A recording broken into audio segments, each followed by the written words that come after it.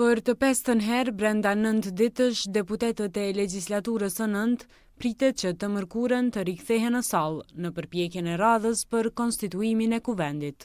Në seancën e fundit të mbajtur të hënën, ish-kryetari i kuvendit Glauko Njufca kërkoi arritjen e një marrëveshjeje politike për zgjedhjen e kryetarit të kuvendit, duke shtuar se nuk i kanë numrat e nevojshëm.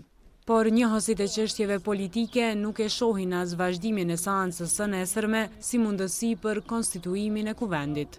Aktualisht nuk ka asnjë indikacion që situata mund të përmirësohet dhe nesër mund të kemi ndonjë lajm pozitiv. Palët janë barikaduar në pozicionet e tyre dhe nuk ka shenja se mund të ketë ndonjë ndryshim, qoftë nga lëvizja vendosje për ta ndryshuar emrin e kandidatës Haxhiu ose nga partitë opozitare për ta bërë lëshime dhe për t'i siguruar 4 votat e domosdoshme. Vetë fakti që opozita nga pozicioni që nuk do të votojmë fare për kryeparlamentarin e lëvizjeve vendosje, ka lëvizur një hap para dhe ka thënë do të votojmë, por duam emër tjetër, është një hap para, atash e ka radhën lëvizjeve vendosje që ta bëj hapin e duhur, edhe të propozoj 1 apo 2 apo 3 emra konsensual. Megjithatë, dalja nga kjo situatë nuk duket e pamundur.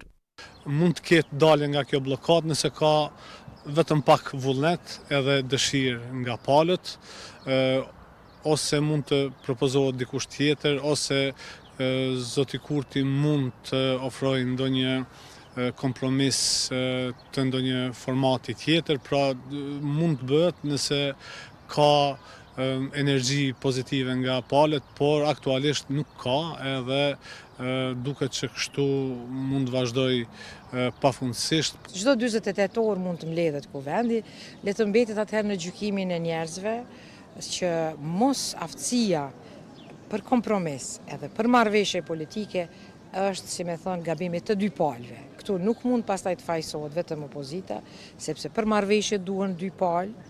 Prandaj të 2 palët e kanë obligim që të gjejnë dhe të bëjnë maksimumin për një marrëveshje për të zhbllokuar këtë ngërsh, themi, institucional.